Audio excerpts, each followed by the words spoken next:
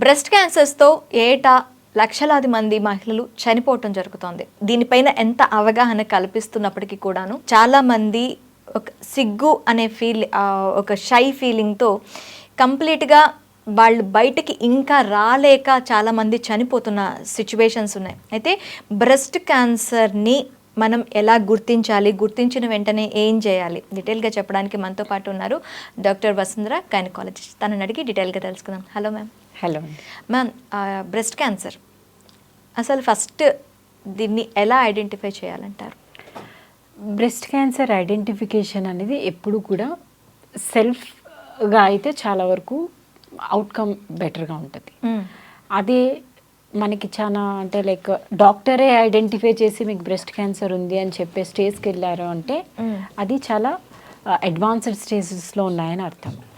So ఇక్కడ self identification of the breast cancer అంటే ఏంటి, మనం ఎవ్రీ మంత్ కూడా మన మెన్స్ట్రుయేషన్ టైం అప్పుడు ప్రీ మెన్స్ట్రువల్ టైం అప్పుడు ఒక టైం పెట్టుకోవాలి. ఆ టైం పెట్టుకొని ఎవ్రీ మంత్ ఆ పర్టికులర్ డేస్లో బ్రెస్ట్ సెల్ఫ్ ఎగ్జామినేషన్ అని అంటారు. Okay. So breast self examination చేసుకొని మన బ్రెస్ట్లో టిష్యూస్ ఎప్పుడూ కూడా స్మూత్గా ఉంటాయి. అంటే లైక్ ఒక ఏమనాలి ప్లఫీగా స్పాంజీగా ఉంటాయి బ్రెస్ట్ టిష్యూ అంతా కూడా. ఆ టిష్యూ మన నార్మల్ బ్రెస్ట్కి ఉన్నప్పుడు మనకు అందులో ఏదైనా తేడా అయినప్పుడు ఒక చిన్న లంప్స్ లాగా తెలుస్తూ ఉంటాయి. ఆ లంప్స్ని ఐడెంటిఫై చేయగలుగుతాం.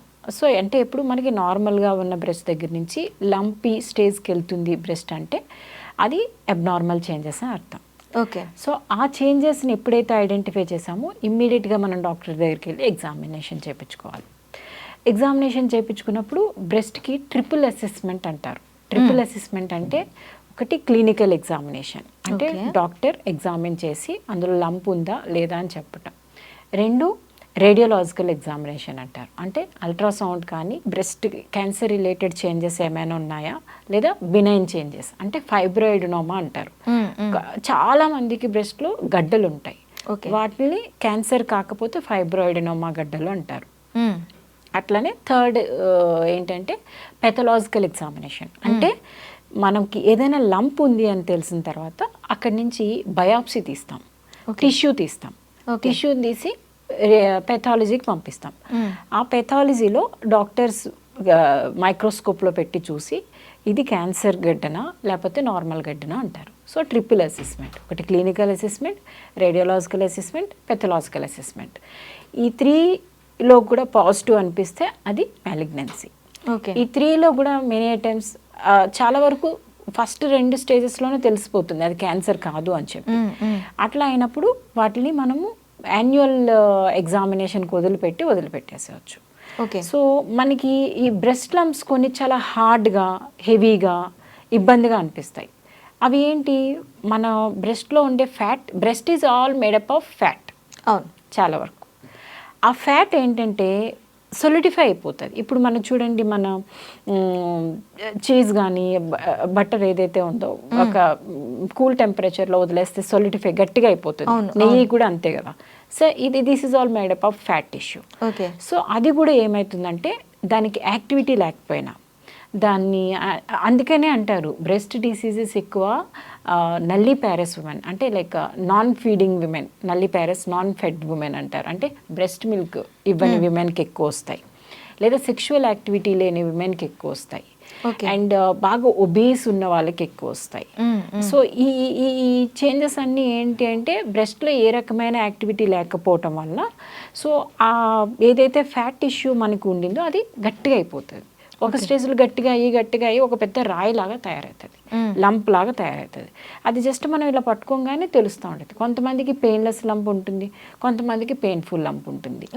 సో అట్లా వచ్చినప్పుడు అది క్యాన్సర్ రిలేటెడా కాదా అనేది ఐడెంటిఫై చేయడం చాలా ఇంపార్టెంట్. కొంతమందికి ఏంటంటే మెన్స్ట్రువల్ సైకిల్స్తో పాటు అసోసియేటెడ్ బ్రెస్ట్ పెయిన్ ఉంటుంది, ప్రీ మెన్స్ట్రువల్ సిండ్రోమ్ అని అంటాం కదా. సో కొంతమందికి ఈ చేంజెస్ అన్నీ కూడా మెన్స్ట్రుయేషన్కి అసోసియేటెడ్గా అగ్రివేటెడ్గా ఉంటాయి, పీరియడ్స్ అయిపోయిన తర్వాత తగ్గుతూ ఉంటాయి. అట్లా ఈ చేంజెస్ అన్నీ కూడా మనకి నోటిఫై చేసుకొని సెల్ఫ్ అసెస్మెంట్ చేసుకుంటే ఎర్లీగా ఐడెంటిఫై చేయొచ్చు. ఓకే. సెల్ఫ్ అసెస్మెంట్లో మనకి తేలింది డాక్టర్స్ ఎగ్జామిన్లో కూడా తేలింది. అలాంటప్పుడు మనం ట్రీట్మెంట్స్ ఎలా ఉంటాయి మ్యామ్ దీనికి? బ్రెస్ట్ క్యాన్సర్ అనేది ఏమనాలి, ఎంత ఎర్లీగా ఐడెంటిఫై చేస్తే అంత సింపుల్ లైఫ్ ఉంటుంది మనకి. సో చాలా ఎర్లీ స్టేజెస్లో ఐడెంటిఫై చేసాము. ఎట్లా మనకి మనమే సెల్ఫ్ ఎగ్జామినేషన్ చేసుకున్నప్పుడు, లేదో ఏమంటారు క్లినికల్ యాన్యువల్ హెల్త్ చెకప్కి వెళ్ళినప్పుడు బ్రెస్ట్ ప్యాకేజెస్ వాటిల్లో విమెన్కి బ్రెస్ట్ స్క్రీనింగ్ ఉంటుంది. సో వాటిల్లో కూడా ఐడెంటిఫై చేశారనుకోండి, అంత అంటే లేట్ స్టేజెస్లో వెళ్ళలేదు, అప్పుడు చాలా సింపుల్ ఉంటుంది ట్రీట్మెంట్. సింపుల్గా బ్రెస్ట్ని తీస్తే సరిపోతుంది. ఓకే, బ్రెస్ట్ టిష్యూ తీసేసి, అది వాళ్ళకి కొంతమందికి ఇబ్బందిగా అనిపిస్తుంది బ్రెస్ట్ టిష్యూ తీసిన తర్వాత. సో వాళ్ళకి రీకన్స్ట్రక్టివ్ సర్జరీస్ చేయొచ్చు, ప్లాస్టిక్ సర్జరీ చేయొచ్చు, ఇంప్లాంట్స్ పెట్టచ్చు. చాలా అసలు వాళ్ళకి అయినట్టు కూడా తెలియదు, అంత సింపుల్గా ఉంటుంది ఎంత ఎర్లీగా ఐడెంటిఫై చేస్తే అంత. కానీ ఒక స్టేజ్లో ఐడెంటిఫికేషన్ ఎట్లా అయిపోతుందంటే, మా వరకు చాలా ఎడ్యుకేటెడ్ విమెన్ కూడా మేము చూస్తూ ఉంటాం కదా, ఇంకా బ్రెస్ట్ ఇంకా కంప్లీట్గా ప్లాస్టర్ అయిపోయి ఈ బ్రెస్ట్ కదలదు ఇంకా. అంత అయ్యేంత వరకు వాళ్ళు ఐడెంటిఫై కూడా చేసుకోరు.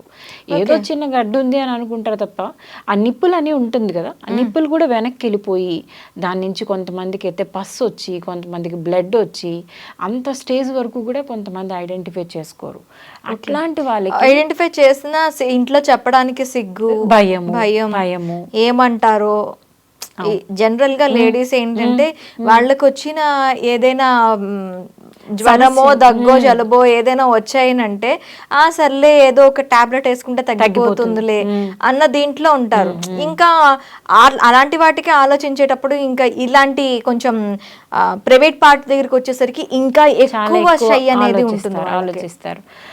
సో ఈ స్టేజెస్లో ఐడెంటిఫై చేసిన బ్రెస్ట్ క్యాన్సర్ అయితే కనుక చాలా వరకు అప్పటికే మెటాస్టాటిస్ అంటే మెట్స్ వెళ్ళిపోయి ఉంటాయి బోన్కి. ఎక్కువ బ్రెస్ట్ క్యాన్సర్ మెట్స్ వచ్చేసి ఎక్కువ బోన్కి వెళ్తూ ఉంటాయి. సో ఒక్కొక్క పార్ట్లో క్యాన్సర్కి దానికి ఏమనాలి ప్రిఫరెన్స్ మెటాస్టాసిస్ ఉంటుంది అనమాట. ఈ బ్రెస్ట్కి వచ్చేది క్యాన్సర్ ఫస్ట్ బోన్కి వెళ్తూ ఉంటుంది మెటాస్టాసిస్, తర్వాత బ్రెయిన్కి వెళ్ళటం అట్లా ఉంటుంది.